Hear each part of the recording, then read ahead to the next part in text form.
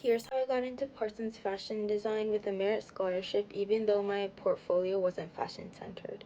So after I posted that story, I got a few DMs asking how I got in, since the program has about an 8 to 12% acceptance rate. Quick disclaimer, I wasn't planning on applying to Parsons, but I got this early admissions invitation and I was able to apply for free. Maybe that was sent to people with certain GPAs, but I'm not sure. When I applied, I assumed everyone accepted had insane fashion portfolios, and that's probably true for the majority.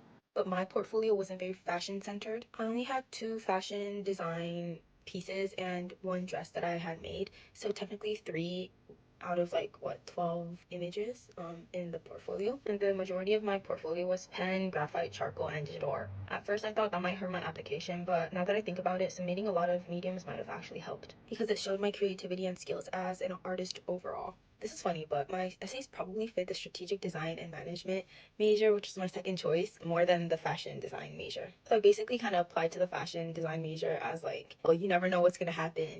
And I wanted to work in the fashion industry anyways. In my essays, I didn't even say I wanted to be a fashion designer. I said I wanted to open a fashion agency in the future. For my social issue essay, I also talked about a problem within the fashion industry itself. I think that essay played a big role in my acceptance because it was pretty unique in my opinion. And in my Y major essay, I was super specific about Parsons' program and what I wanted to learn there. Also, I didn't try to hide my failures. I wrote honestly about my flaws and how Parsons could help turn them into strengths. I also think my ECs matched with my essays, and my rec letters probably played a big role. But I also didn't try to look impressive to the admissions committee. Maybe my application felt very raw and authentic. To briefly talk about my ECs, I had a lot of leadership activities that showed initiative and grit, and I think that's what they're looking for. People in the fashion industry need to take initiative and have grit because it's not an easy industry to survive in. So even if your portfolio isn't fashion centered, don't automatically count yourself out. Sometimes schools are looking for a unique creative perspective and potential, and not just your skills.